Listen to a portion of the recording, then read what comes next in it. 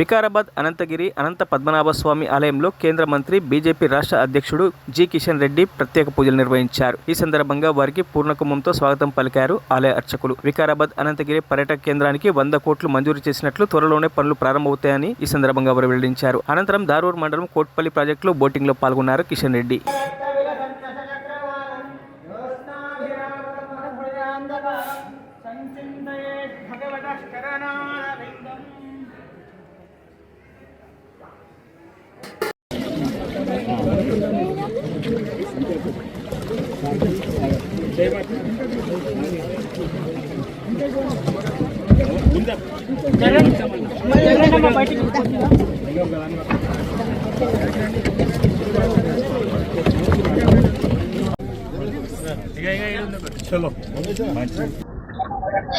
మిత్రులందరికీ నమస్కారం.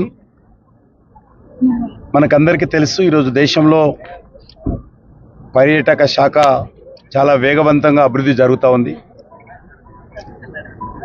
జమ్మూ కాశ్మీర్లో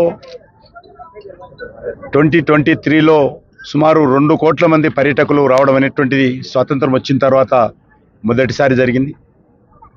అదేవిధంగా వారణాసి తీసుకున్నా కూడా మరి రికార్డు స్థాయిలో అక్కడ మరి టూరిజం పెరగడం జరిగింది. ముఖ్యంగా డొమెస్టిక్ టూరిజం చాలా పెద్ద ఎత్తున ప్రోత్సహిస్తూ ఉన్నాం.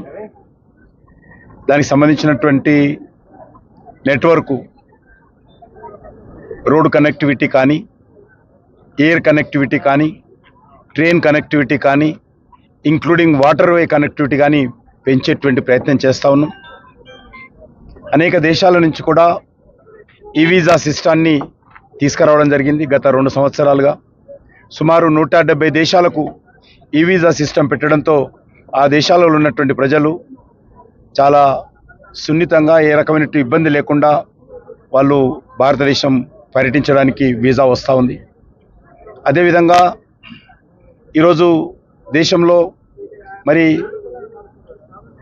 మరిన్ని అప్డేట్స్ కోసం మా ఛానల్ని సబ్స్క్రైబ్ చేయండి.